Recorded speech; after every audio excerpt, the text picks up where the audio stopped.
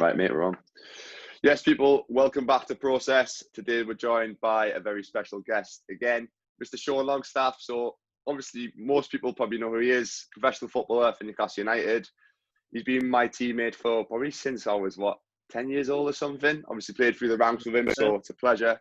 Pleasure having you on, mate. Yeah, thanks for having us, man. Thanks for having us. Thanks. So we just want to talk about your, obviously everybody kind of knows the end result. So like you obviously playing in the Premier League now, but we're going to go back to like all the way back to the start of your journey, how you first got into football and kind of, I know obviously you've come from a sporting background with your dad obviously being an ice hockey player, and obviously you're probably still obviously playing football as well. What was it like growing up in that sort of environment? Was your dad a big influence on you maybe pursuing football or getting into sport? Yeah, definitely. Obviously, everyone sort of knows about my dad more than obviously anyone else in my family, just because he probably played at the highest level in terms of like my mum. But as well, my granddad played ice hockey for Great Britain. Obviously, my mum played netball. My auntie Lindsay, who's my mum's sister, played netball. Like, it's just a massive sporting family sort of thing. So I think to be able to have them people around us sort of pushing us into sport, and then when I was playing, giving us advice and just being able to speak to them about stuff was obviously a massive bonus. I think that's something that's obviously definitely helped me and Matty as we've got older. Or I think probably helped more at like the crucial ages, of like, 14, 15, 16, 17, when there's sort of distractions start coming in, and probably my dad more than anyone was just like, you need to sort of buckle down in them sort of five years, because at the end of the day, you don't just want to say you were a scholar at Newcastle, or say you had, I was a full-time footballer for a couple of years. You want to be able to say you've played in the Premier League or played in the first team, and to be able to have them people around us sort of keeping you focused on that target was obviously a massive help for me and Matty.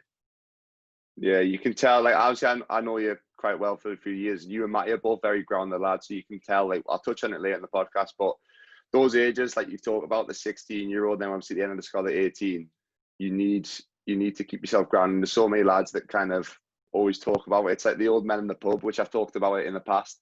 Oh, I used to be at Newcastle when I was 18, I could have played in the first team, but I just wasn't quite good enough, or I had an injury or something. But obviously you need that sort of groundness to be able to push on. So how did you first get into football? Was it just one of them things like every lad in the Northeast just started kicking the ball around and got playing? Yeah, pretty much. But obviously, because my dad played ice hockey as well, I sort of were probably picked up, I'd say ice hockey first, just in terms of like, my dad would have little ice hockey sticks around the house, and we would sort of use them all the time and play that, and we'd go with my dad to training, and we used to like just run around and probably annoy his teammates and stuff. And but then I think as we got a little bit older, probably 4 or 5, I think we're just like everyone really, just you went to your local football team and had a bit of a kick around, and to be honest, I can't really remember what happened. You just remember playing, and I think I was probably 7 or 8. I went into the development centre at Newcastle, and then just from there went into Newcastle. So I've been in Newcastle since I was 9, and obviously been there a long time now. But like I said, I just remember like everyone just kicking the ball around, and somehow ended up at Newcastle, and so I've stayed there ever since. Yeah, so you obviously brought up in that environment, that almost team environment from an early age. Were you and your brother competitive even at like stupid games like ice hockey when you were just messing around? Were you always quite competitive, or? Oh, a million percent. I think it would always end up in a fight, no matter what we're doing. To be honest, didn't even have to be ice hockey or football or a sport. It could be a game of frustration, and I think it would still end up in a fight. Like I still remember the frustration board. We've still got it in the house. Me, Matty, and my dad used to play, and it used to honestly, there was literally full-on fist fights by the end of them. I don't know how it was even possible, but I think it was just the sort of competitive edge we've got, and in all honesty, it's helped massively, I think, going forward, and even just with football, having that competitive edge is massive in terms of not wanting to lose any games, and I mean, probably sometimes it comes across as, you know, you're moaning or this and that, and I'd imagine people were saying that, but for me it was just all about winning and anything I done, wanting to be successful and win, and I think that sort of mentality's helped us as I've got older, and probably results in games become more important. Yeah, it always intrigues me how like the top athletes, Premier League, obviously in any sport, kind of they get that competitive edge, and obviously you can tell you've came from that background already, and kind of the likelihood of anybody becoming a professional footballer is very slim, but the likelihood of two people in the same family becoming like both playing in the Premier League is like, I don't know what the chances of, like, if that's a statistic, must be like 1 in a trillion maybe, but it obviously goes to show the environment that you were set in, obviously your family that you've set up, in terms of the environment that they've set up for you, and your dad coming from a very competitive background. It goes to, like, it does really go to show what it can kind of do. And then maybe you could always say if you were brought up in a different environment, would the same thing happen? You can just never know. But like I said, it always intrigues me how athletes kind of get to where they were. So moving on, so obviously you signed Newcastle. Were you 9, did you say, when you were right in the early age groups? Yeah. What were you like in terms of personality? Well, I know what you were like, but in terms of personality-wise, what were you like at a young age, then growing up through the ranks? Did your confidence kind of build over? I'm giving it away now, because you were always quite a quiet lad, weren't you? I remember back in the day. Yeah, I think for me that was obviously we'll probably touch on it a little bit later as well, but that was always the biggest challenge for me, was to like sort of have not the confidence in myself, because I always had the confidence in myself, but being around other people who I didn't know. I was always just so quiet, really. Which it's funny, because in terms of playing and stuff, like I would always, I don't know how I was. I mean, some people would say I would moan, but I would, you know what I mean? I'd like get on people and stuff, not at a younger age, but obviously as you get older. But obviously, especially when I was younger, I just remember being really quiet, and sort of more comfortable around my own age group. But if I ever sort of went up with yous and went up the year older, like I used to hate it. I remember there was times I would say to my mum in the house, I don't want to go to training, I don't want to go to football. I just hated it. I didn't really feel like I spoke to anyone, or it was always a massive challenge for me. And it probably wasn't until I got confident in myself I was able to sort of reciprocate that on the pitch, sort of thing, and be fully confident on the pitch, no matter like what age group I was playing for. So when do you feel you kind of confident? When did you kind of come out your shell? Was it maybe because I remember there was a good period when you got to the under 18s where you were scoring goals for fun, like out of nowhere. I remember you scored like 4 hat-tricks in a row or something stupid like that. Do you feel like the confidence came at that time, or was it kind of a little bit before, a little bit after? When did it build? It was a little bit before. I remember probably being under 16s, and I'd say under 16s with Liam and Neil, when obviously you train with the under 15s and 16s train together. I think at the time Louis Johnson and Michael Newbury like were basically in full time. But at that time, at under 16s, I felt like I sort of matured a lot in terms of like, because when I was younger, I was always massive. From like 9, 10, 11, probably under 12. So I was like big, and I was big. I was bigger than everyone else, and I'd say I was probably one of the better players at that age. And then I think at 13, 14, 15, I started to grow, and everything just went a pot, really. Like I remember trying to do things, and I just my brain and my feet just weren't working together. And it wasn't until I got under 16 when I think after like my first sort of growth spurt, like grew into my body and felt just more confident about myself. And I'd say just from there, really, from 16, I had the confidence and believed in myself more than ever, that I was better than the people around us, and that I would hopefully be able to go on and not go and play in the first team, but be able to go out on loan and play at a good level. Yeah, it's funny that you mentioned about the growth spurt thing, because I had the same thing. But I was listening to the High Performance podcast. I can't remember the guy, what's his name, who does it. But Rio Ferdinand was on it anyway, and he said the exact same thing.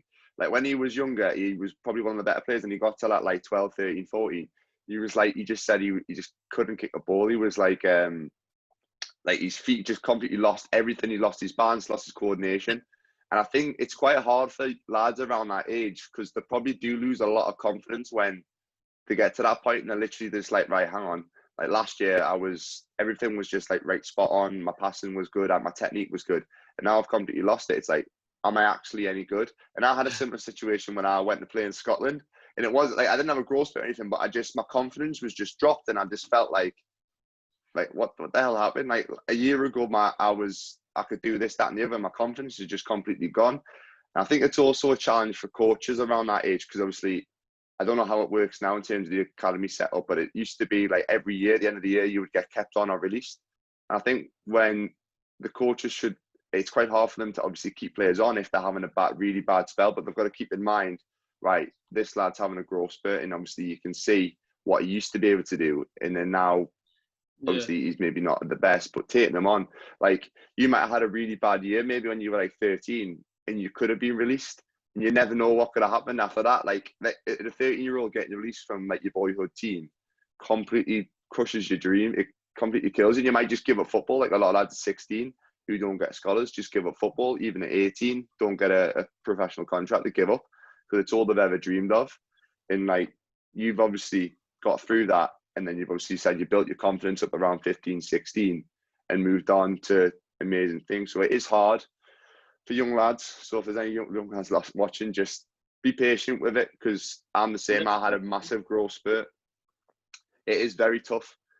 And like I said, it's very tough for coaches who are obviously got to make that decision if they're keeping players on and stuff like that. So it's a very, very, very tough moment.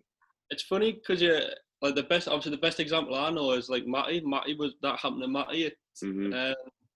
How old Matty been? Like 11 or 12, and I remember like at the time Matty was like you never really seen him like really show any emotion. And I remember Matty, like the night Matty sort of got told, oh, we're going to release you and stuff, and like from pretty much from that day, like you go one or two ways, and obviously have my family around Matty helped to say no, like you can prove these people wrong, but like Matty's the best example for that, of like even if you get a little setback, or there's always time to like obviously repair the damage and sort of just keep like go again. And you look at Matty, he's a perfect example of what can happen if you just stick at it.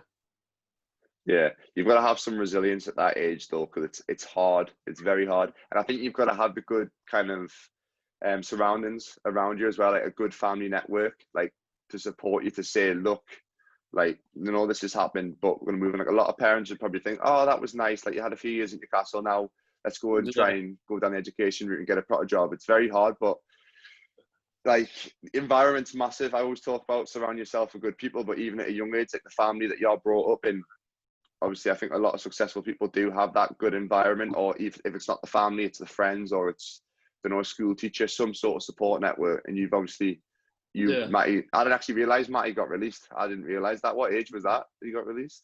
I think Matty was probably, I think he was young, so maybe 11, and then I think he got back in it maybe 13, and then obviously. And then he's back, and then he's just excelled from there. I didn't realise that, to be fair. So I know, just young lads, you got to have some resilience, because to be fair, learning that lesson at an early age has probably done him very good, because football is a horrible career. Like it will stab you in the back down the line. You might even like things like change of manager. Like you could change of manager, you could be out the squad, or you could fall out with someone, or you could have an injury, and being able to bounce back, having that lesson at an early age just sets you up perfectly for going into football. So you said you built your confidence around 16. Do you think that was purely from football, or do you think it was, I don't know, kind of the social aspect of going obviously starting full-time football, well, more full-time football, because obviously at that age you start to leave school a little bit and do a little bit of the day release, getting the day release program. Do you think that helped, or was there anything else outside of football that you feel helped build your confidence? To be honest, I think a lot of it was football, to be honest. I think at that time I didn't really have a lot going on sort of outside of football, in terms of, obviously had my friends at school, but I never really, probably in a way I look back and wish I did, but like I would, if they were going out on a Friday night to wherever, the park, or like there's obviously spots around where I live and where we went to school, but I would never go out with them. And I was always in the house either watching the telly, or remember they'd always ask us, "Oh, do you want to come out tonight? We'll do something." I'm like, "Oh, I can't. I've got training on a Saturday morning, or I've got a game Sunday." Like, so for me, it was just all the confidence I got was from football, and I think that probably translated to away from football. I've just became more confident in myself, and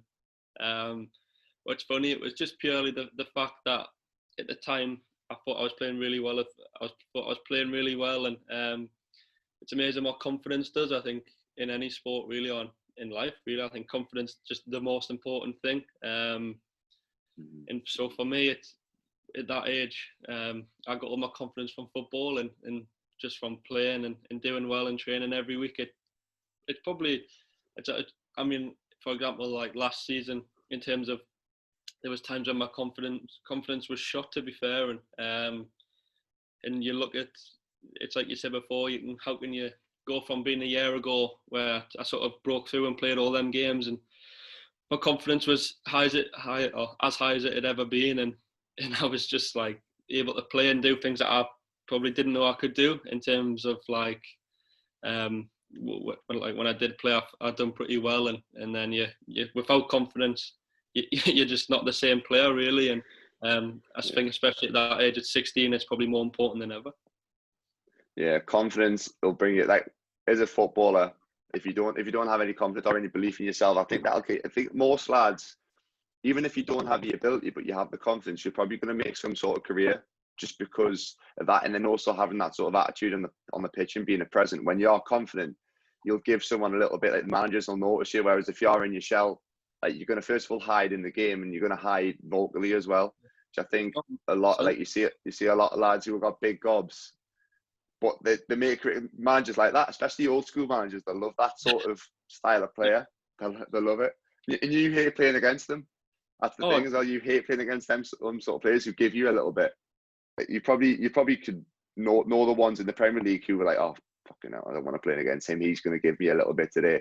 Like, that's what you want as a teammate or as a manager, having in your team someone like that, 100%. But talking about obviously using football as your kind of confidence builder, like young lads, especially if you do lack in confidence and maybe you don't feel like you connect with certain people, like you on about, a lot of your mates were going out doing things that maybe you didn't want to do because you were so focused on football, which is great to see. Like, having that focus as a young lad obviously has took you down the path that it has. It's so easy to get sidetracked, but finding that something that kind of gives you that confidence. It could be football, it could be cricket, it could be going to the gym. Like I used when I was younger, using the gym as an example, like building your confidence, building a bit of muscle, building a bit of size helps build your confidence. So whatever you can do to do that, and you'll end up meeting people within the thing that you enjoy. Like, most of your friends now are probably in football rather than outside of it. Like for me, a lot of my friends are in the same environment that I'm in at the minute in terms of the gym. Some of them still in football, obviously, because I was down that route. You find people in that circle who kind of build you and builds your confidence. There was a nice little quote that I've seen a lot of. It's not really a very philosophical quote. It's literally like, gas your fucking friends up. That's all it is.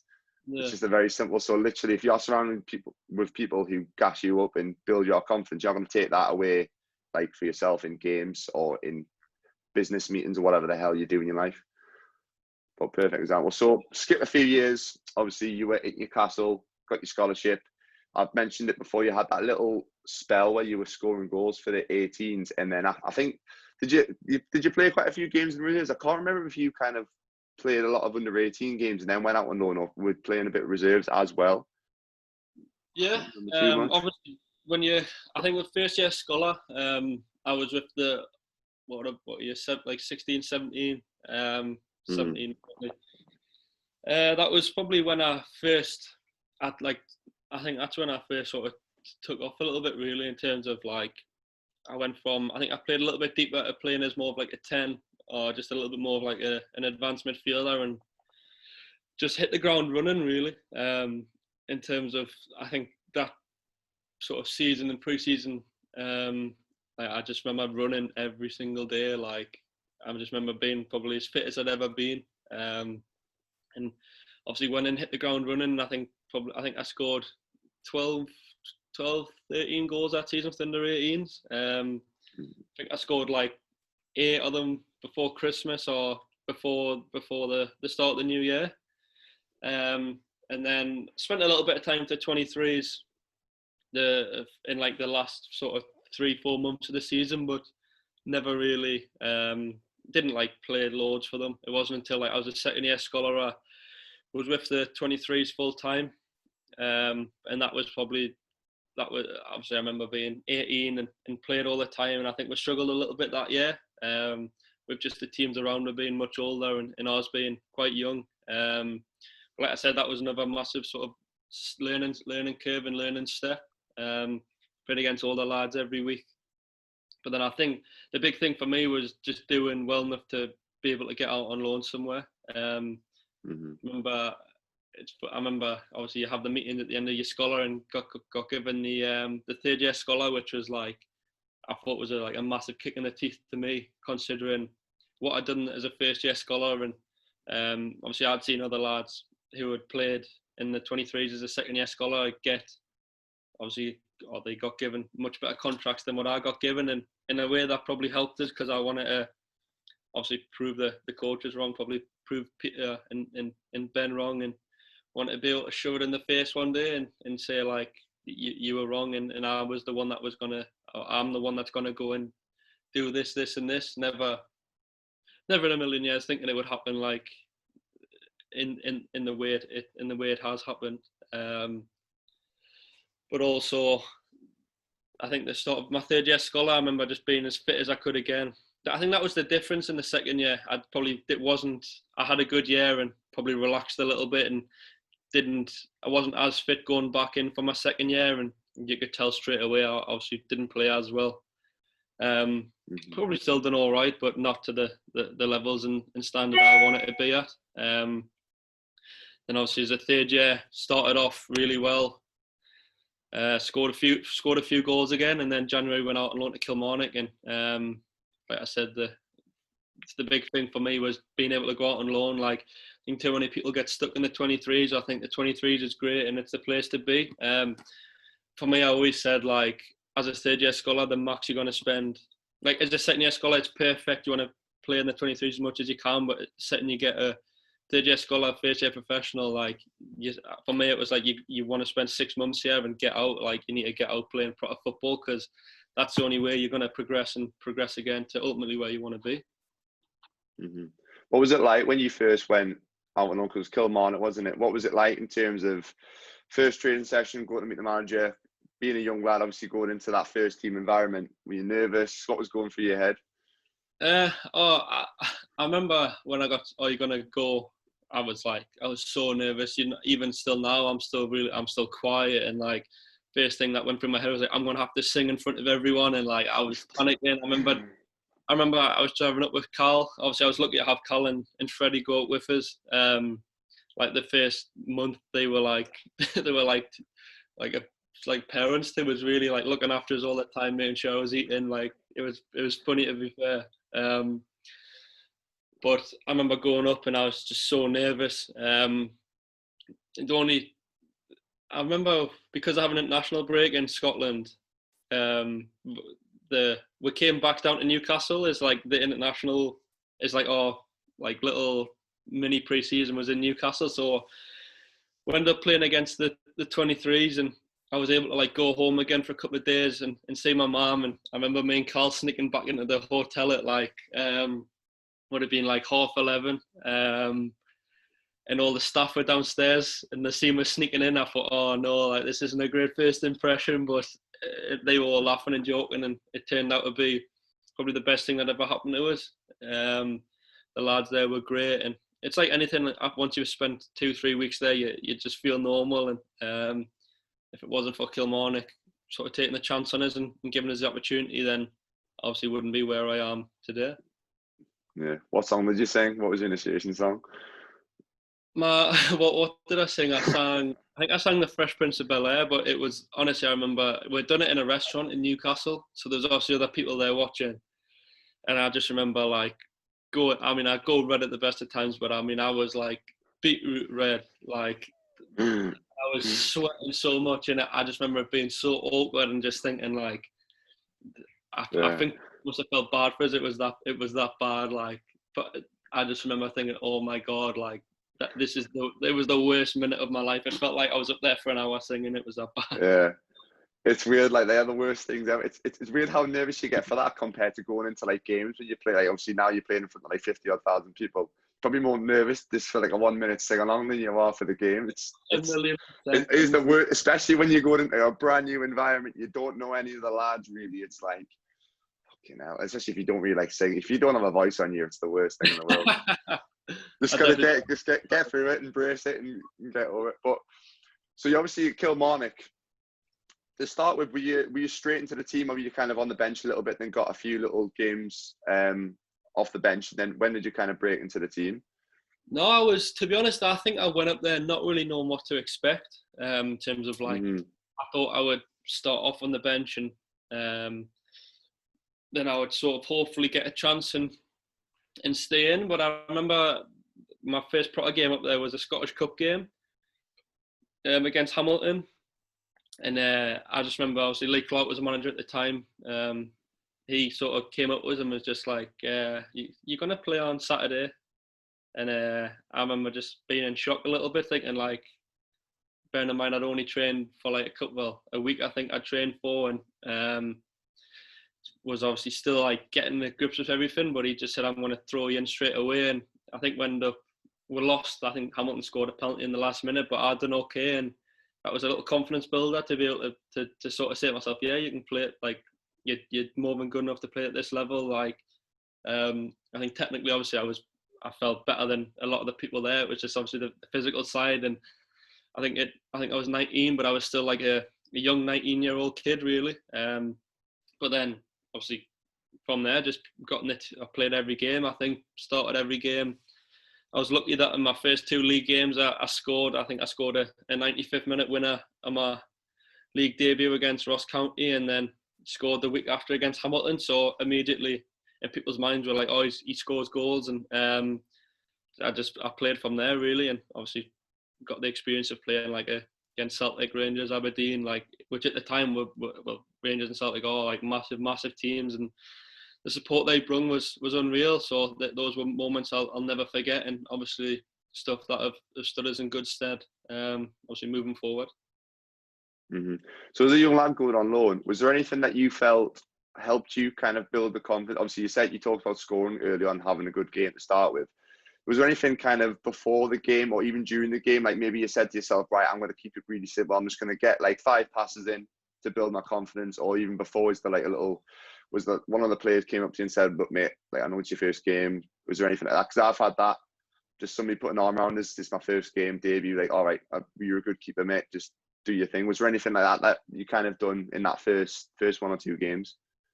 I think so. I think it was more just me, Cal and Freddie, just like speaking to each other about it, and just making sure each other were all right and we're all ready to play. Like, I think I just remember going into the game and thinking, right, I'm going to keep things simple. I'm going to, just try and do the things that sort of stood us in good stead going forward. But I think what helped us was like I think especially in that Hamilton game, one of the first times I got the ball, I turned around and like played a pass like in behind for someone, and it was a good pass, and just from there like my confidence built, and it's a different style going from like the 23s where you're going to get like so many touches a game, and you're definitely going to get on the ball and be able to show what you can do. But in them environments or in them games, there's times where you won't touch the ball for ages, so you've got to do other things as well that'll keep you in the game. So for me, it was just like set myself, make sure you just run around and get a chance to tackle people. Like those are the little things, like you can't bottle out with tackles, you can't so if you can't bottle gun up for headers, like little things that I probably wasn't used to playing the 23s, you had to try and convince yourself to do them, because obviously there's people watching, and if you don't, then they're the type of things that'll obviously get you taken out of the team, really. Yeah, I was going to say the fans will be on your case straight away if you're not challenging Scotland. It's a physical league. So was which was the first team? Big obviously two big teams with Celtic and Rangers. Was Rangers in the Prem when you were there, or were they still coming up through the leagues? They were still up. What was the first big game? Was it Celtic or Rangers at their place? Was it Celtic? So, yeah, the first game was, I think we had Celtic and Rangers in like the same week, or in the span of like a week and a half. So I think I remember played Rangers on a Tuesday or Wednesday night. But obviously, I mean, a home game was basically like an away game in terms of like they had behind both goals like full. Yeah. I remember like the fans were so loud. It was the first time I'd played in front of like a really big crowd of like proper fans, and I just remember like the buzz of it was like unbelievable. Like it just helped so much. I remember I think myself like, this is where you want to be. You want to be playing in front of fans like that every week, and obviously Newcastle's the perfect example of that in terms of they get 52,000 every week, and for me it was like, right, everything you do now is to have that experience at Newcastle. So, and then obviously still in Scotland, we played Celtic the week after they'd won the league, I think. And Celtic Port was unbelievable. Obviously, my uncle had played for Celtic, and obviously he would tell you stories, and you think, yeah, it's good, but you never like, until you experience it for yourself, you never fully get it. And it was just unbelievable that day. Like I just remember the ball would go out, and I remember like looking around, and I was like in awe of like the fans and the size of the stadium and the noise they were making and stuff. It was unbelievable, and like I said, them experiences prepared us for playing in front of bigger crowds and in hostile places. I mean, I think with Youth Rangers we got beat off Celtic, but like in terms of the experience, it was just it was sort of so valuable, and like I said, it's probably what stood us in good stead for playing in front of big crowds going forward. Mm-hmm. So do you feel like when you went to Kilmarnock, that was kind of the realization that, right, I'm going to actually try and play for Newcastle now? Like you said, like you're playing in front of 50,000 fans, you're thinking, right, everything I do now is going towards playing for Newcastle. Because everybody, when they're younger, they always they obviously want to, and they do believe in a sense that, right, I'm going to play for my home team, like Newcastle United, Man United, whoever it is. Was that the kind of moment where it actually maybe flip the switch and like, I'm going to, or I actually really want to, like, this is going to become a reality soon? If you let that kind of flip that switch in you, or was it already kind of instilled in your mind beforehand? I mean, I think it was already instilled in my mind from like being at a young age, like, oh, like this was what I want to do. This is like my goal. But at that age, it seems so far away. And I remember just thinking, like, I initially thought, like, oh, I'd love to play for Celtic or Rangers. Like, when I went up there, because obviously at Newcastle, obviously there were still people in front of me, like even like like a year older than me. Obviously, in terms of like Dan and Cal were the ones who, obviously, like, I thought Newcastle obviously wanted to push and try to like get into the first team sort of thing. And obviously, so for me, it was like always trying to prove I was better than them too. Which is obviously something I'd done quietly. Like I never really, obviously I just said it there, but that was like the first time I've ever said that out loud sort of thing. Like, but yeah, like I just wanted to, for me, it was just about being a professional footballer at that point. Like I just wanted to stay in men's football. And then, because obviously I don't know how highly Newcastle sort of rated obviously Scotland, and at the time I remember even I went up there like a third year scholar, so at the time Newcastle probably didn't rate us too highly. I think it was just like that whole year was obviously I want like even at Kilmarnock, sorry, the half season I was there, Newcastle don't think the Rangers I spoke to us once. So for me it was just about like everything I'd done was either proving people at Newcastle wrong that could go on and play obviously professional football at a high level. And obviously I got to do that the next year with Blackpool in England, and I think that's when obviously Newcastle sort of realised, it wasn't just like a half a season flick in Scotland. It was like I was able to go to Blackpool and do the same thing, really. Yeah, because it was one of the things I put my notes about. Like, I always felt that you were kind of quietly just doing your thing in the background. Like, you only got a third-year scholar after your second year, and then obviously you went to, like you just said, that you went to Kilmarnock. You didn't really get a phone call or anything off Newcastle, but you were still progressing in the background. And the one thing I mentioned as well is that you never got like an England call up through the ranks, which there's a lot of young lads that we played with in Newcastle who got England call ups, but now I don't know, some of them probably aren't even playing anymore. Like, I know that. Yeah. Did you kind of feel like, I know obviously you want to play for your country and stuff, but did you kind of feel like it was quite nice that you've kind of just slowly creeped up in the background and you've seen people who have played for England and stuff, and now you're obviously playing where you are now? Was it kind of a thing to egg you on, or was it more of a little bit less pressure on yourself? So you're like, all right, I see what everyone else is doing, I'm just going to focus on myself and just kind of work my way up and progress in the background nicely? To be honest, I think obviously it's like anything, you always want to, at that age, you used to see the victory shield on the telly and stuff, and you used to think like, I'd love to play for England. But in my mind, I sort of knew that probably wasn't going to happen. Like, whether that be from England scouts, obviously watching games, or like if England scouts would go to Newcastle and say, have you got any players? Like, I always felt like my name wasn't going to be one of the names that was like passed forward, sort of thing.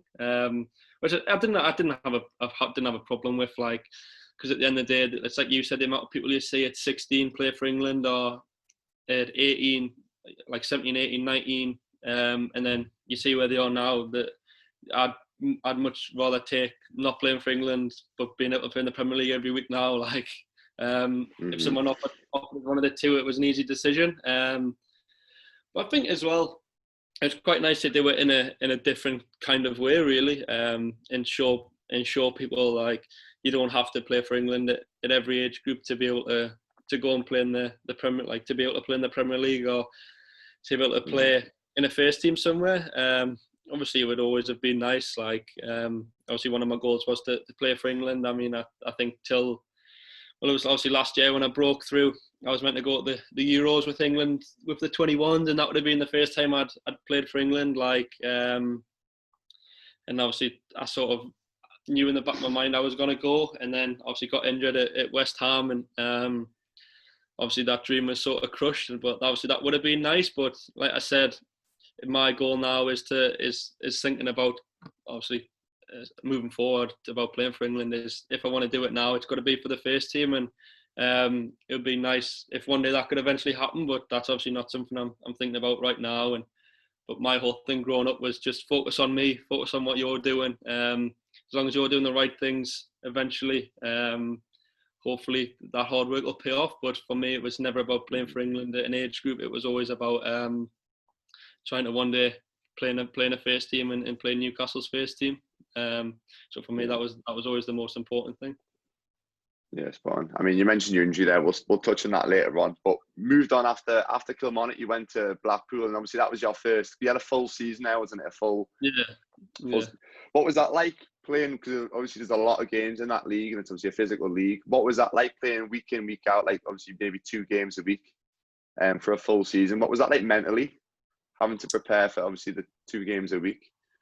It's just like it's so different. Like, I mean, at the start of the season, it was fine. Like, all the pitches are still nice, and it was like we started off unbelievable. Like, we had a lot of. The thing with our team at Blackpool was we had a lot of like young lads, but a lot of like footballers, and even the old lads that were there were proper footballers. Like, we were trying to play out, and I think after the first month and a half, we were like in like right up there, the top of the table. And some of the football we played was like honestly some of the best football I've ever been a part of. I think we played Oldham once. I think Oldham at the start of the season, and I think we're winning 2-0 at half time. But like, honestly, and I'm not just saying it sounds like a bit of an exaggeration, but like the way we're playing was like was like not Barcelona, but you know what I mean, like in terms of their style, Yeah. like all of them would come to try and press him, were just like popping it around them, and I was just like, this is unbelievable. But obviously, as the pitches get worse, the game sort of level out, and that's when it got tough. Like I got away with it the first month, probably 2 months of the season, because the pitches were still decent, and I was obviously at the time I felt I was a better footballer than a lot of the people I was coming up with. It wasn't until the pitches got bad and the game started getting sort of long balls, second balls, like fights and stuff. That's probably when my game changed the most. Like I was able to adapt really well, but that was all because Blackpool, like I think you said it, like they just grabbed us and said, right, you're going in the gym. Like, and before that, I used to go in the gym, but not really. I didn't used to go in the gym to like, you know what I mean? I used to go in the gym. I wasn't like with any specific like goals or anything. I was like, I'll just go in the gym. Where they sort of grabbed us and were like, no, like every day you go in the gym. And I used to live in the hotel, so they're like, you don't have to go home anywhere. You don't have anything to do. Like, there's nothing to do in Blackpool, sort of thing. Like, you can go, you're going in the gym every day, and that was when, obviously, I probably took the gym more seriously, and seeing the biggest change from me being like a kid still, really, to like being obviously sort of growing into a man. And if it wasn't for that, then that was probably the biggest difference in me being able to develop and probably do so well while I was at Blackpool. Yeah, because that was at the end of that season. That was obviously I was injured at Newcastle at the time. You came back in, and I noticed, like, mate, you've been lifting a bit. Like, I could tell you were broader shoulders. You had a bit of muscle in your legs. I was like, mate, you're a different man. You just looked. I think you must have grew as well, because you look taller, you look bigger, and like I said to her, what you've been doing? Like, I was like, oh mate, Blackpool have been getting me in the gym all the time, like doing this. I mean, I was like, mate, you can tell it's obviously like helped you a lot physically. Yeah. How important do you feel like the physicality is at that level compared to like the Premier League? Do you think you still need that sort of, well, obviously physical strength in the Premier League as much as you do in the leagues? You definitely do still need it. I think it's probably used differently in terms of like in League One, League Two, it's probably used for like, you know, getting up for headers, like how strong are you in the air, like holding people off, trying to, you know what I mean, in more of like a dogfight sort of way. Where in the Premier League, it's more like, because the games are more sort of controlled in terms of like, you know, how each team's going to play, and you get that much information on players, who you're going to play against and how they want to play. Like, it's just different. But the speed of the Premier League is just so much faster. The biggest thing between them is obviously just the amount of mistakes that are made. Like in the Premier League, if you give the ball away once or twice, like it's noticeable that you're giving the ball away. Where in League One and League Two, you can keep giving it away, but because it's more of a dogfight, people probably don't notice as much. But I'd say in the Premier League, it's just more the sheer pace of the game and the physical toll it takes on your body. Obviously, there's still like fighting, and there's still scrapping for second balls and stuff, but the game's so much more. You have to think the game much quicker. Like, it's more the mental fatigue, I think, in the Premier League, which kills you. And then that's when obviously you look at the top teams like Man City's and that, they'll just drain the life out of you, and then eventually if they haven't beaten you, if they haven't scored early on, you'll eventually make a mistake, or you'll do something stupid where they'll take advantage of. So the games are totally different, but physically you need to be in top shape in both leagues, I would say. Yeah, do you think the fitness aspect of it was probably a little bit more in the leagues, or between obviously the league and Premier League, or was it pretty similar? I think it's pretty similar. I think it depends on each person, to be honest. I mean, I think looking at me personally, unless I'm like really fit, I'm not as good. Like, I'll openly admit that. Like, if I'm just as fit as everyone else, I'm pretty average, to be fair. Like, I think that was last season. Obviously, with being injured and coming back, I wasn't as fit as I would have liked to be. But in terms of the year before, I came back in really fit, and I don't think Newcastle were expecting it. Obviously, I was probably the fittest there, and that helped us. And obviously, going into this sort of shortened off season, like I've obviously started running probably 5 days after the season had finished. Like, didn't really give myself much of a break, but that's because I knew, like, at the end of the day, if I'm not fitter than everyone else, I'm gonna just be average. And in terms trying to get into the team at Newcastle. If you're just average, and you're not going to get in the team. Yeah. But I think, like I said, it's each player to their own, to be honest. But I think for me, being physically fit and running fit is probably the most important bit of my game, 1,000,000%. Mm-hmm. I like how you know that though, and you know that like you have that hunger, like you're saying, 5 days after the season's over, you're still going up running. Like a lot of lads, especially if they get to the Premier League level and they've played a few games, and they can get quite comfortable at that level, and maybe they're all right, I've made it here, like, I'll be fine. Like, I'll do the running that's been set for us, but not do that extra little bit, like start it a little bit early. Obviously, you need your time to rest and recover and stuff, but having that little edge, like and if you go into the season the fittest player there, you're going to be able to last that full season. You're going to stay fit. You're going to be better on the pitch. So having that mindset, it obviously it's like we call it the Premier League mindset almost. That's exactly what you need to have to get to that next level. So moving on to, obviously, we haven't even touched on starting the season at Newcastle. So you obviously left Blackpool. You started pre-season with Newcastle, and then it was a few months until you actually made an actual debut, if I'm not correct. Yeah. So what was it like going into pre-season? What was your mindset right at the start of the season? Were you thinking, right, am I going to go on loan here? Am I going to try and go for a team, a place in the first team? What was going through your head? To be honest, I knew I was going to go in and do pre-season with the first team, but I'll be honest with you, I thought I didn't think I would get to stick around, if you know what I mean. Like in terms of, I always set myself, if you get a chance, I think I'm good enough to stay there and be around the first team. I think as well, because a lot of the team at Newcastle didn't know us. I went in and done pretty well to start off pre-season. Like I said, I was fit. I sort of done really well, and the running stuff were done. But for me, it was probably going in there, spending a week, 2 weeks, seeing what the standards like, seeing what everyone's like, and then going back out on loan again and coming back, which would have been last pre-season, to really have a go sort of thing. But I think I went to Ireland. Obviously played in the game, scored against St. Pat's, done pretty well. And then it was funny, I'd been to Portsmouth, and I was meant to go to Portsmouth on loan. And basically the day we got back from Ireland, the next day I was meant to go down to Portsmouth. So, but at the time I still didn't know what was happening, whether I was staying or not. And so I said to the bloke from Newcastle, do you know what the crack is? Obviously I'm meant to be going to Portsmouth tomorrow. And they were like, what? And I was like, oh yeah, I think it's all sorted. I'm meant to be going down. And then they were like, no, you're not going down yet, and we'll need you to stick around for a little bit longer. And then as soon as I got that little bit of, oh, they want us to stick around for a bit longer, that's when I thought, right, now this is the best chance you're ever going to have to get into the first team. This is the chance you've been asking for since you were a little kid. Literally, this next month or the rest of this pre-season is the most important sort of time of your life, really.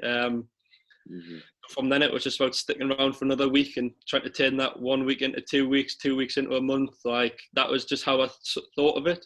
And every day, every training session, I thought, I've got to be good here unless that's it. And then, luckily enough, the last day of pre-season, I sort of thought, all right, are they gonna keep us here? And obviously the manager did, and they liked what I'd done, and then it was just about training every day to get a chance. And played in the Carabao Cup against Forest, which I thought I'd done all right in, to be honest, but we lost, so there was still a lot of negativity around.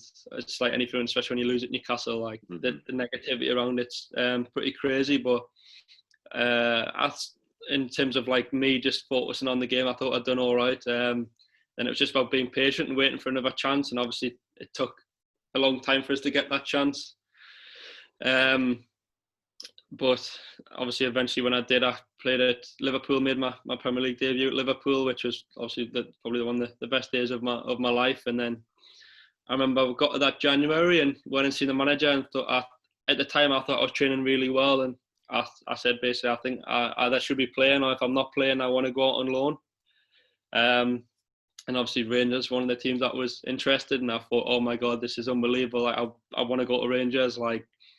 To be able to learn from Gerrard and to be able to play in front of them fans every week will be unbelievable. And And the manager said, no, you need to wait. You need to wait another week. And he's sort of like the way Rafa did it was such like a nonchalant, like, yeah, we'll see. You need to, obviously him knowing the whole time that I was probably going to come back and play or going to get in the team. And then, like I said, got in versus Chelsea, done all right. And I was lucky that we had a few injuries and Key was away at the Asia Cup. But then because that was the opportunity I needed and I was able to stay in the team and like I said, the rest of that season, up until like when I got injured, I thought I'd done pretty well and was improving every game. And like I said, I sort of enjoyed every second of playing in the first team.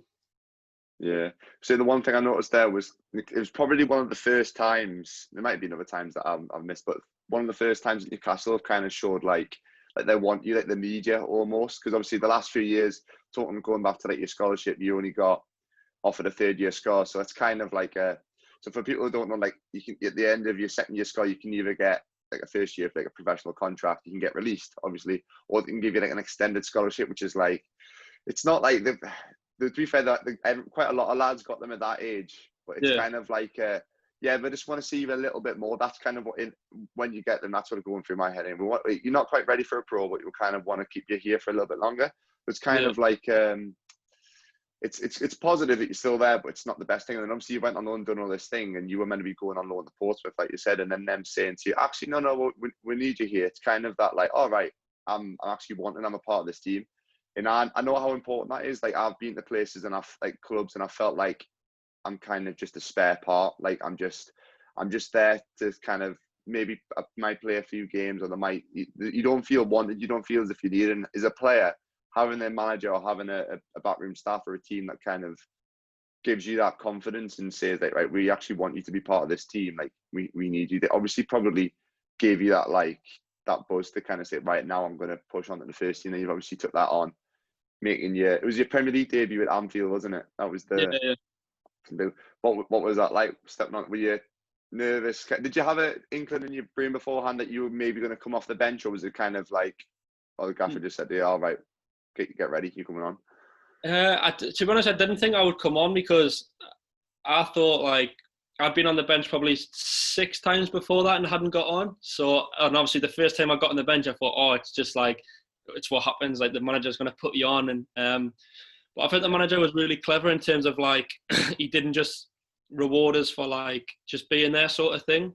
It was like you need to earn your place to be able to play in the Premier League. You need to like earn the right to play. And obviously I was on the bench at the start of the season, and I'd done well, but he wanted to see more, and that was probably what I kept just grinding away, and eventually when I got that chance on Boxing Day, like I remember when he said my name, and obviously Liverpool at the time I don't think they won the league, but that day they went top of the league, and the atmosphere at Anfield was unbelievable. Like is like the loudest I've ever heard a football stadium.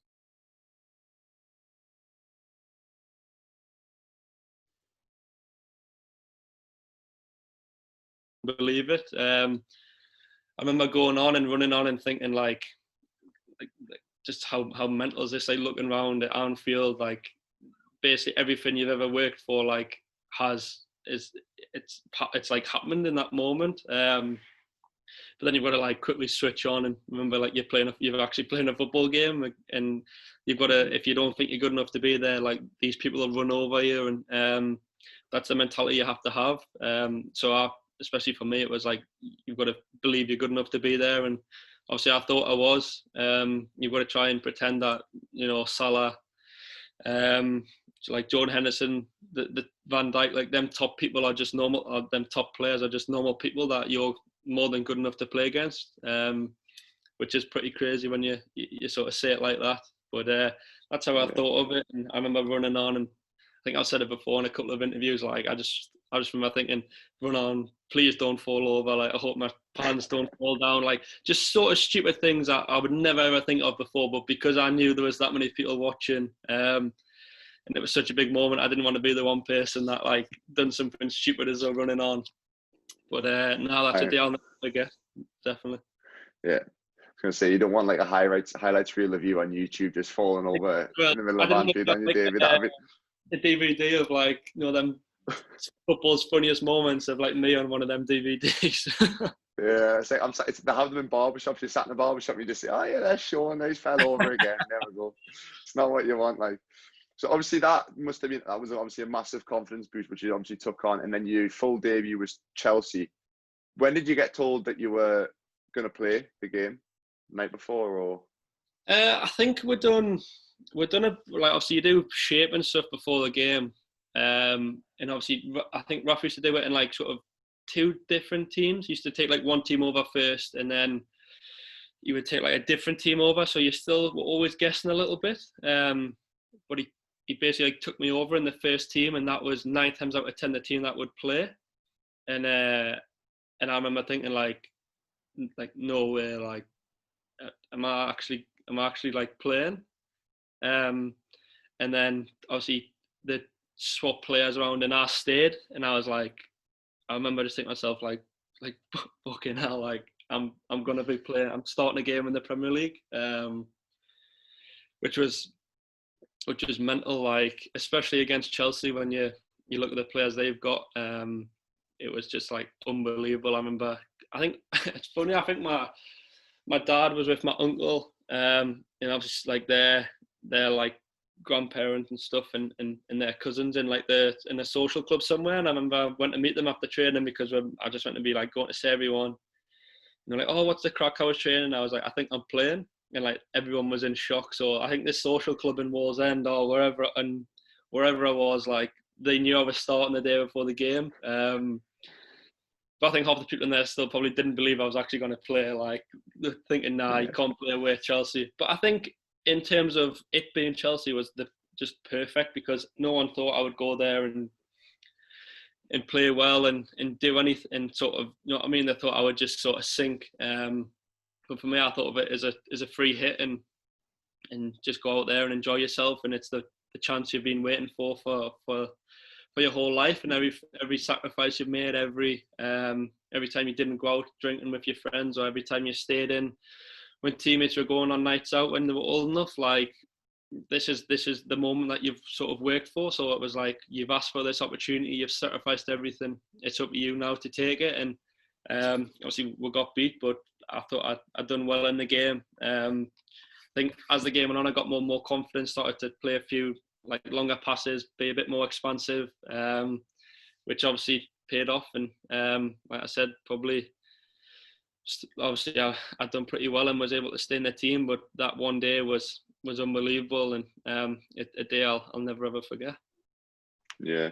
So it sounds like, well, obviously you talked about, you saw Chelsea as, because it was such a big team, you weren't expected to play well. You kind of saw it was a little bit less pressure. And then the same way, obviously Liverpool, you were looking at the Salah and Henderson and stuff and thinking, oh, they're just normal lads. Like, do you feel that you kind of, when it comes to like, because obviously it's massive high pressure situations, you kind of use things to take the pressure off you and look at things in a lot more relaxed manner? Do you feel like that's the sort of, you probably don't realize it, it's like a method almost that you use, but do you feel like that's the kind of thing that you do, just to, you probably don't realize you do it yourself, like I said, but you kind of feel like that's what you kind of do to take the pressure off and let you be a bit more relaxed and play the game that you want? Yeah, no, like 1,000,000%. I remember the biggest thing was like, you stood in the tunnel, and like you go from, in the 23s game, you stood next to like other young lads you don't really know, and then you go to like Liverpool or Chelsea and Man City. Like I remember I stood in the tunnel, and you like look next to you, and you've got like Aguero and De Bruyne and Hazard and Willian, and like just the best players in the world sort of thing that I stood next to you. And if you think of them as them type of people, like I said, you'll be in awe of them, and you won't get close to them, and you won't be able to play against them really. So for me, it was just thinking, they're normal people, and I remember thinking they're playing in the same game as me. So as much as they are good, I remember thinking they can't be that good if I'm playing in the same game as them. Like, you're just as good as them to be able to play against them. Like, they were the things that I had to get in my head to be able to play against them really. I just remember like that is the only thing I remember thinking. I think the Man City game was, I walked out next to Aguero and I looked at his boots, and I thought, like, it sounds so stupid, but I was like, they're just normal like Puma boots he's got on. Like, And I was like, he's got normal boots on. He's just like, he's another football player. Like, I don't know why I expected him to have like magic shoes on or something, like in such a stupid way. But like, I remember thinking, oh, they're just like a normal pair of football boots. Like, you're going to play a football game, and that's the way of me simplifying it to try and be able to perform at my best against them. Yeah. Goes to show a lot though, because obviously we talked about before how much of a shy lad you were. Like, a lot of people would obviously probably just go into the shell and stuff in them sort of situations, being from a shy lad. But you've had these little things that have helped build your confidence, and you've had these little methods in your head, which they're probably not even methods. They're probably just things that you think to get you through it. Like, psychologists would call them, oh yes, they're a scientific method to use to cope with pressure. But you just do them naturally, kind of thing, to get through these little situations. Like, you probably had them in the 18s. There was probably little things that you did that, and obviously you started scoring goals, and you went on loan to Kilmarnock. You probably had little things in your head. Playing at Celtic Park, same thing, and then obviously progressing Blackpool and then Newcastle. Like, each time, every method that you had worked, built your confidence up. Same thing again, just build your confidence up. So it goes to show, like, anybody can do it. Realistically, you just got to kind of find a way around it. Like, some people might have different methods. Some people, I don't know, like, might like picture the other team naked or something stupid like that. Like, random things like that, like, the work.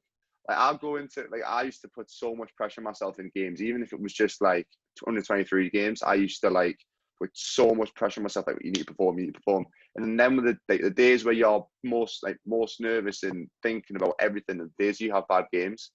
Yeah. Now, like, going into football, I just try and pretend like it might work for some people, but kind of go into an atmosphere, like a mindset where you're quite relaxed, and it's almost like you're not bothered. Like, you look at the likes of Edison, he looks like he's like not arsed. Like, when he's playing, he literally looks like he's not arsed. But that obviously works for him, because he probably just goes into a game like so relaxed. And I watched the Man City documentary on Amazon. I don't know if you watched. I can't remember what it's called now. But like, in the change room, even at halftime, he's just like sitting, just chilling. Like, he's not just went out and playing in front of 60,000 people. So it's kind of that mindset. Whatever makes it work fits for you, and obviously you've used it very well. Yeah, I think it's funny you say that though, because obviously I remember obviously being at Newcastle, like playing in the same team as you and stuff. And I remember like, it's funny because at Newcastle I didn't feel like, obviously I felt like I was rated, but I felt like I rated myself higher than like the coaches and stuff.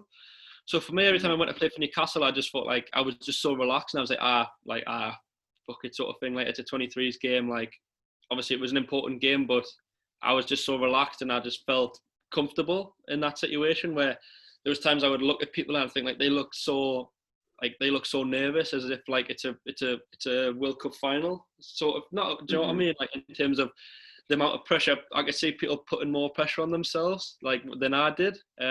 But it's just funny, like, because like you say that, like, you were thinking it, and there's times where I would like look at and think that sort of thing. It's just pretty crazy. Yeah, it's weird that you look at people like, and then you also look at the other way. You look at people who think they look really confident. Like, I looked at like yourself, and I looked at people like Smithy. He always looked quite confident. He always looked tired, to be fair. He always didn't. He always used to start a game looking shattered, but he could just run for days. But he was like, and the one that I looked at, trying to think of people off the top of my head, Matt Gillespie, Armour, all them sort of, they always looked really confident. Freddie as well. Always look, but I don't obviously know what goes through the head. There might have been lads who looked confident, like yourself. You look confident, but you might have had a little bit of nerves and stuff inside, in certain times. But it's just how you cope with it. And then, like you said, there's so many lads that you see them in training, and they're obviously really good players, but they get on the pitch and they just look terrified. Like, the ball gets on them, and they're like, "What do I do? I need to get rid of it now," and they just kick it. That's what we're saying. Mindset and being able to deal with pressure and having confidence in yourself as a player, like, is one of the most important things. And one of the good little quotes that I read your interview when you were on about your knee injury, when you were playing, I think you said scoring after Burnley and playing against Man City.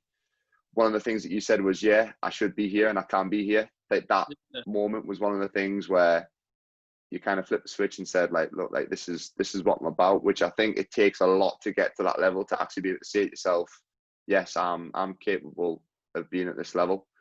Yeah. So one thing I really wanted to talk about was obviously your injury, which is like one of the big things that I'm all about, because I've had about 50 billion. I've had too many injuries, so it's one thing to talk about. Because obviously it was West Ham, wasn't it? West Ham away. Was it Snodgrass? Is that right? Yeah, I think yeah. Yeah. So obviously you came in for the challenge. You've came out the worst of it. What was the first thing that was going through your head at the time? Well, I just remember like in the game, like obviously they'd scored. To be honest, and it's actually funny I say this now, but that was the first time I'd went into a game in the Premier League and thought like, I need to be good today. Like I need to be. Do you know what I mean? That was the first time I'd put that pressure on myself. Whether it was like people compare, obviously at the time people were talking about Declan Rice, and I looked at him and thought like, well, he's similar, like a similar age, similar position. Like I need to try and be better than him, rather than just like me just playing the game. Like, and I think that was the first time I went to a game with a little bit of like, not a few nerves sort of thing. I think it was probably the first time in a real like hostile environment, in terms of like, I remember just standing in the tunnel in the warm up and like I would normally do, but it like overhangs, so like the fans can like see you sort of thing. And I just remember like I would just get absolutely hammered off these West Ham fans, and I was just like, oh, this is different sort of thing. Not that like had a massive effect on us, but it was just all new experiences again. And obviously, it was probably in the game. We started off the game struggling a little bit. Obviously, they scored early on, and then like I think in terms of in the game, like, I still made some good passes and done some good things. But it was a different feeling around the game. But then obviously that tackle, looking back now, you should never ever have tackled them. Or if I tackled them, like tackle them properly sort of thing. And I remember like sort of half pulling out the tackle, and I remember as it happened when he hit my knee, like I just remember I got like a dull feeling in my knee, but it was obviously a feel I'd never really been injured before in terms of like anything serious. I was so lucky growing up, like the only thing put in my hands were like ankle injuries and stuff. So I was quite lucky like that. But when he hit my knee, I remember my knee went like dull, and I remember him like he was rolling on the ground screaming, and I was like, oh, I must have hurt him there. So I didn't really think like about me, even though I knew my knee's not right here. I remember I got up and the ref was speaking to us, and I remember I stood up in my knee, like, no, obviously because it's your PCL, so my knee like snapped back. And I thought, oh, that's not normal, like that's a bit strange. I think there was probably 10 minutes left in the half, so I thought, I think I might be able to just run it off, like in the back of my mind, like it'll be fine. And I remember running back for the free kick, and my leg just like snapping back all the time, and I thought, nah, this can't be right. But I remember thinking, nah, like you can't give up your place in the team like this easily. Like literally, someone's gonna have to come and carry us off this pitch if they want to basically if they want to take my spot, or if I'm not just going off the pitch.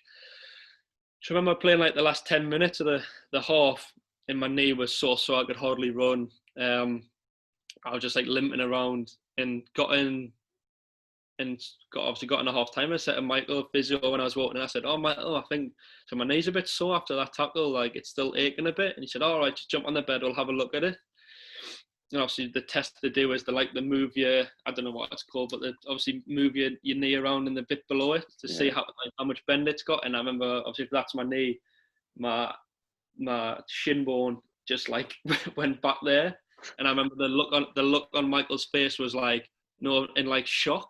So Michael was like, and then obviously he knew it was bad, but didn't want to give away to me that it was that bad. So he said, all right, yeah, just go and like sit down.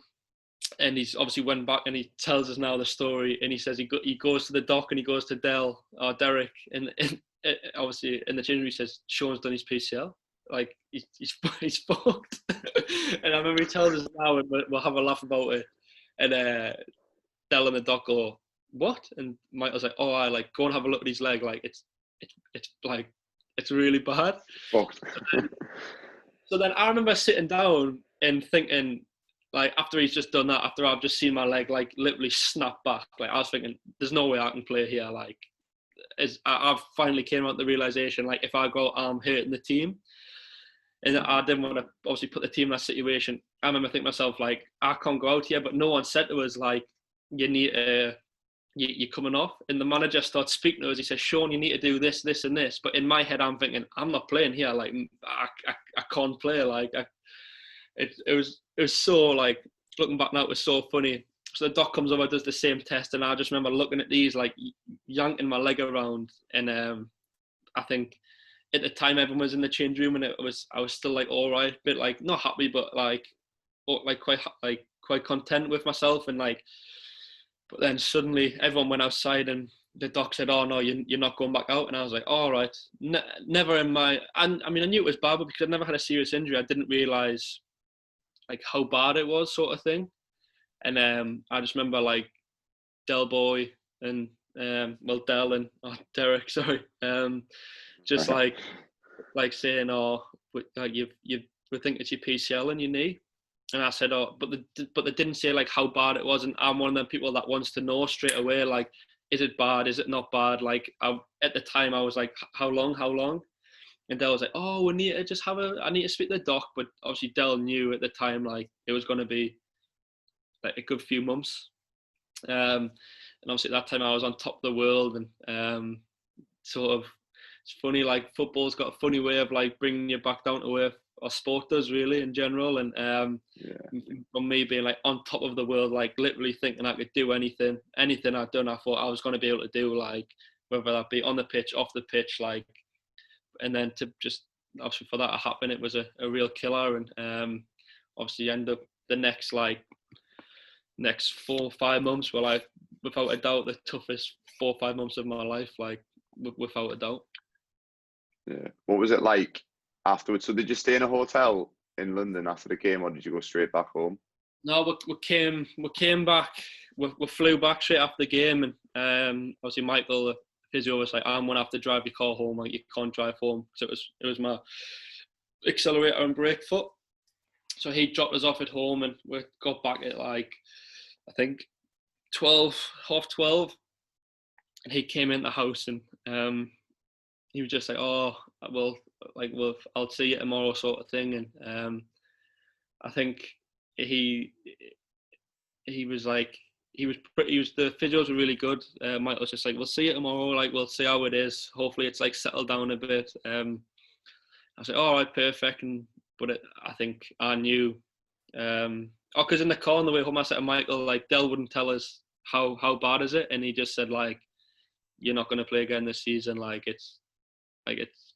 He said in the car, he said like, "Oh, it's fucked." Like, that's what he said. And I just remember like all the life got sucked out of us at that point. I was just like so gutted. I remember having my head in my hands, and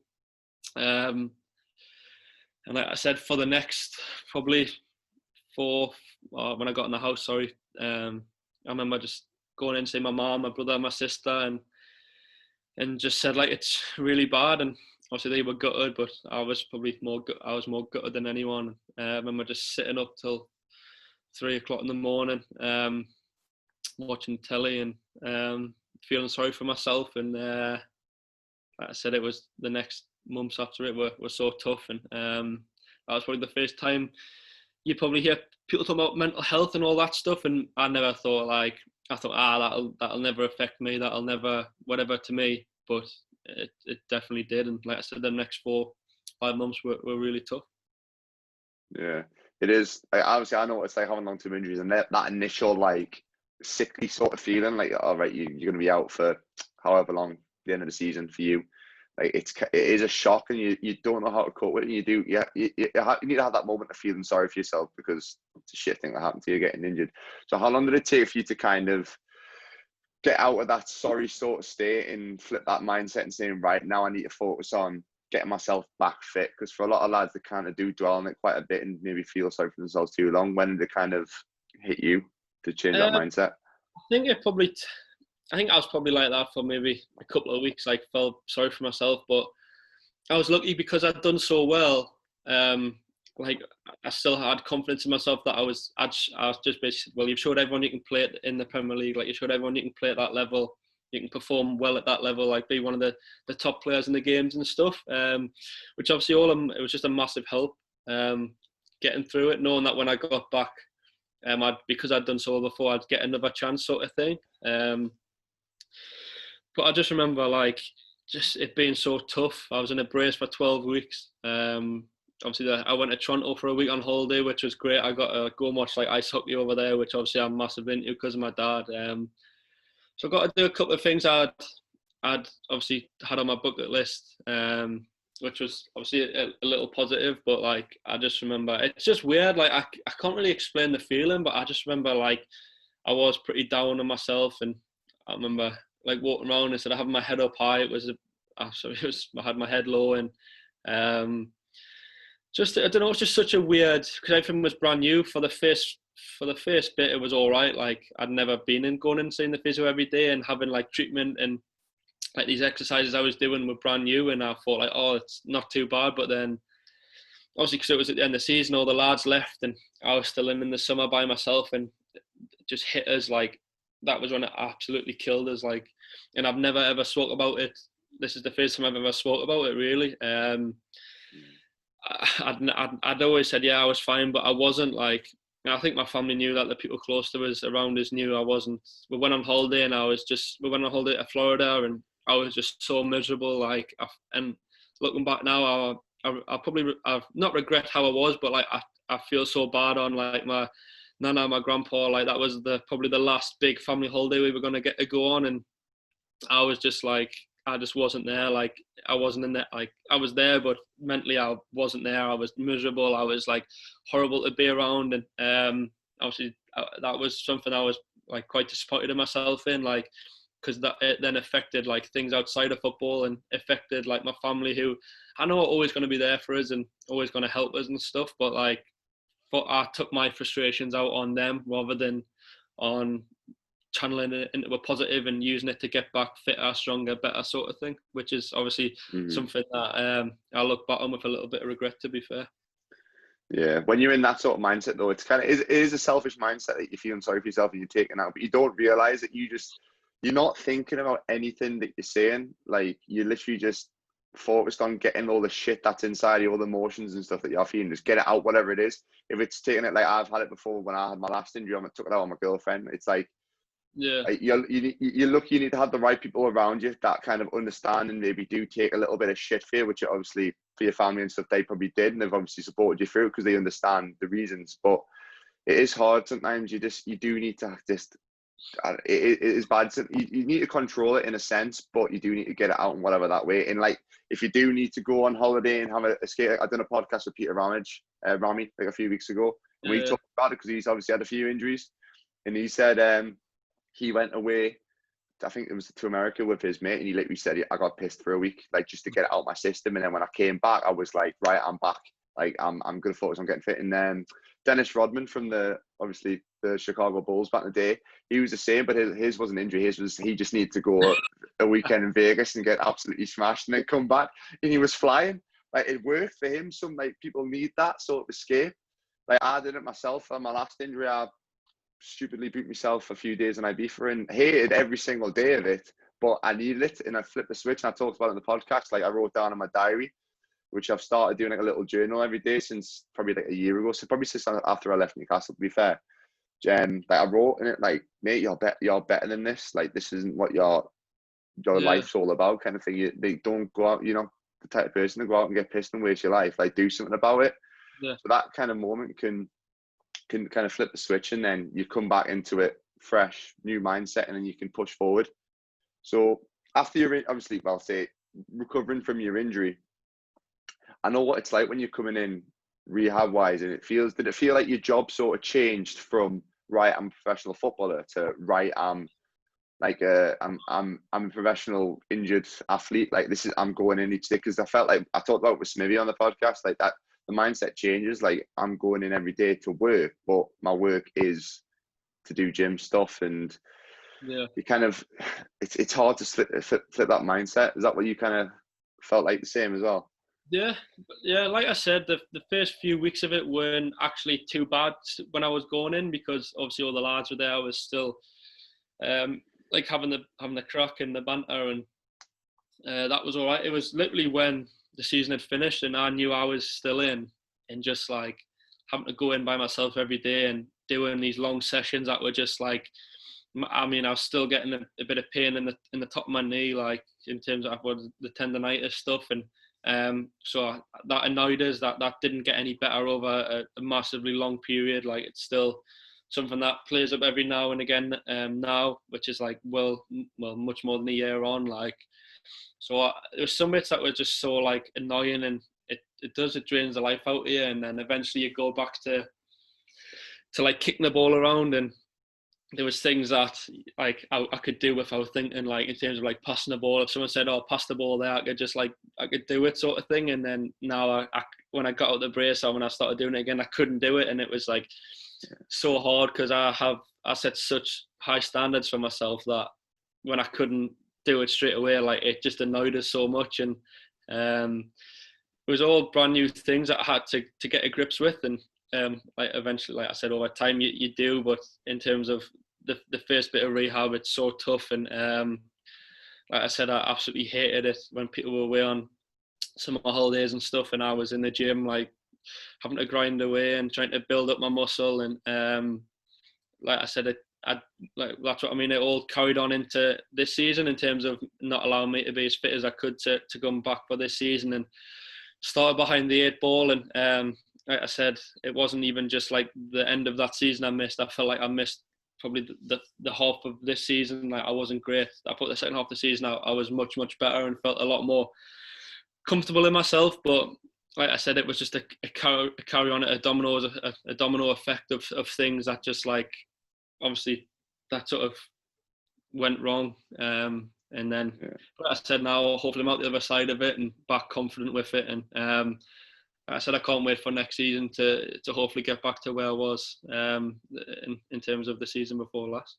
Yeah, it takes a lot of time to get back, like longer than you think. Even when you're back fit, like you still have, like you said, you still have those niggles, and like you probably have that mental block. Like, all right, there's still something wrong here. Like I've had something done to this knee. Does it feel 100%? And then obviously building your confidence back up again. Did you ever feel like there was little bits of doubt in your mind throughout the process, even when you were like playing your first game back after knee? Was the doubts like firstly in terms of your ability, but also like the stability of your knee and stuff, and confidence in the injury itself?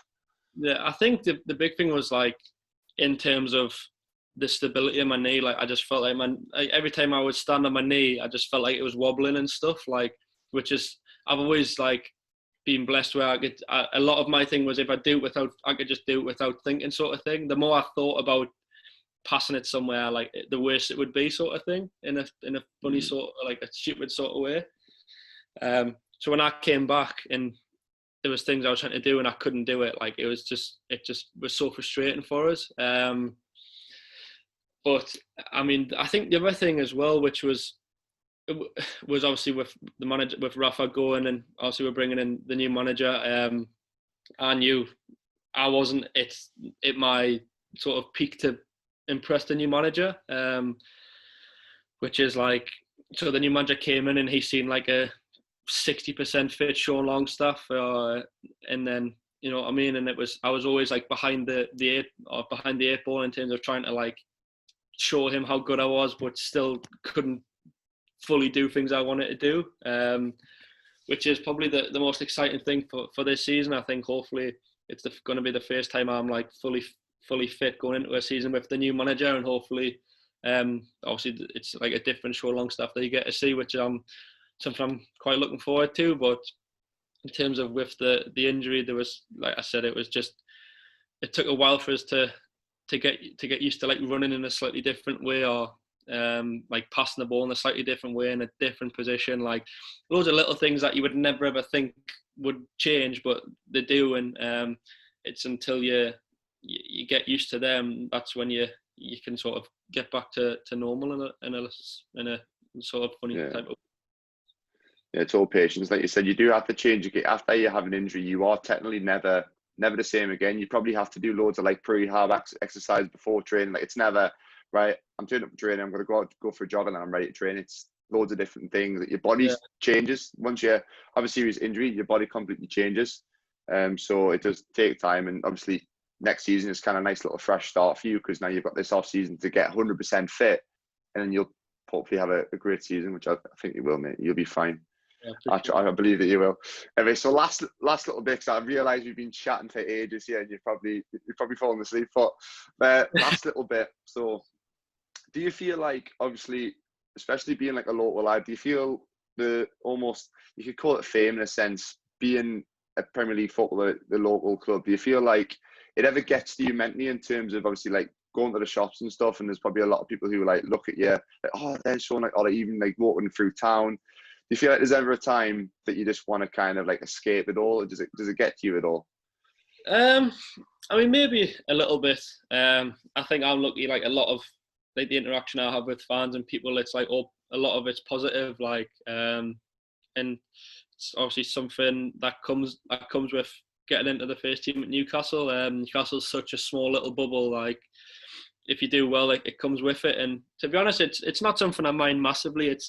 It's more, I think you wrote it in the notes you sent us, like in terms of me being so quiet and like in terms of before this, like I couldn't even have a conversation with a stranger without going red, and like it was just, I was so awkward, sorry. But now I think it's helped. I've had to become a lot more confident in myself and probably believe in myself a lot more. I mean, it's still, I just still find it weird that people want to come up to us and speak to us about stuff, and people's like recognise us. Like I'll go out shopping, and I'll just quickly go to Morrison's. I'll nip to the Co-op around the corner from mine, and there's people in there that are just like in shock a little bit when they see you, which is it's just baffling to me, because I just think I'm just like still normal, and just all I do is like go and play football.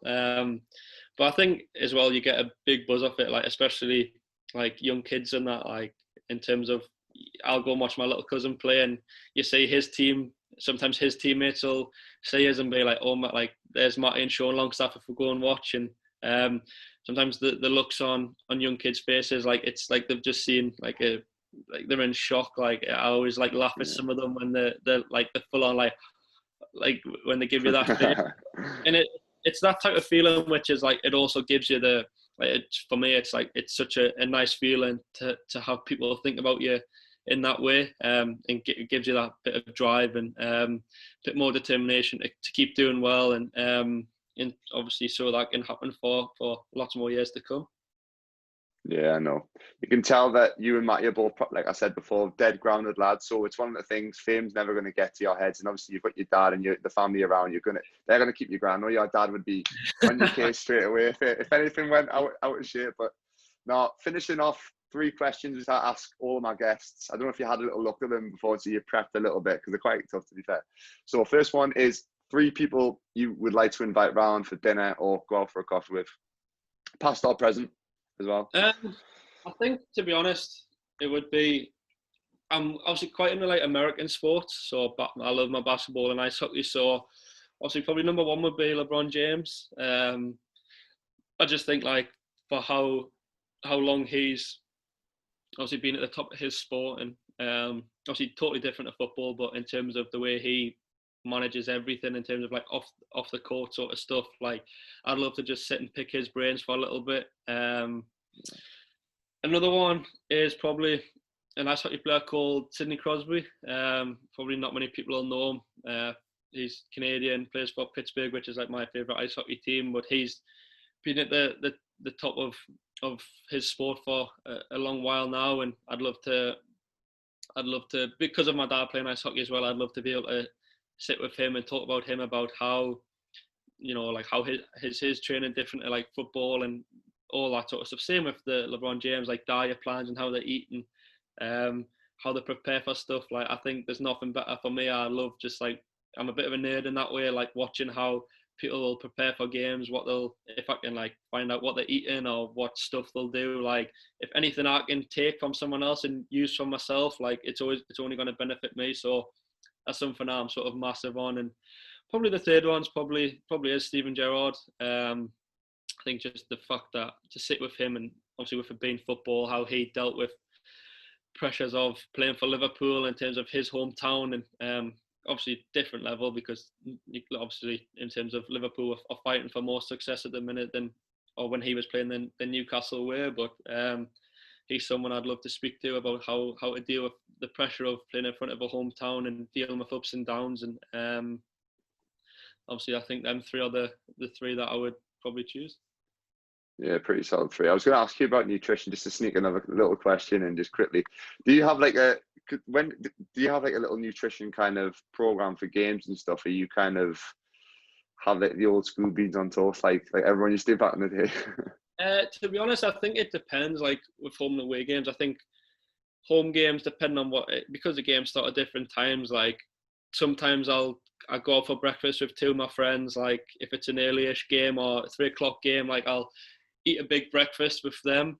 Always go to the same place, try and sit in the same sort of similar seat if I can, like in the superstitious type of way. Like my friends Harry and Niall will normally go out for breakfast. And then, but for me, like I don't know, I think it's something that obviously sort of in terms of watching what you eat. Like I'm one who will eat like chocolate, like I'll eat sweets, like I'll eat good meals, but I also like snack quite a lot, which is probably quite bad. Like where I look at Matty and Matty's just like, I'm on one end of the spectrum and Matty's at the other. Like he's so professional. Like even like 4 days before a game, he's like, I can't eat that because it's gonna take my salt levels down. It's got like stuff I haven't even heard of. Matty does, which is, it just shows how dedicated he is to like absolutely everything in terms of like in the gym.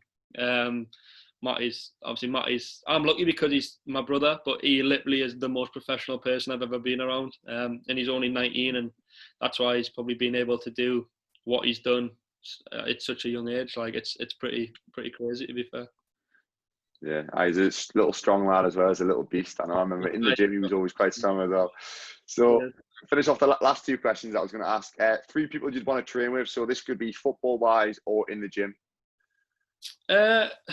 I think, I don't know, to be honest, it's a hard one. Obviously, I think number one again would be LeBron James. Like I said, he's like my sporting role model. He's someone I like look at and try and look up to, and I see how dedicated he is and how hard he works and stuff like that. I try and watch like what workouts he does and stuff. I'd love to. And he's in such good shape. Like he's an absolute animal. Like he's someone I'd love to.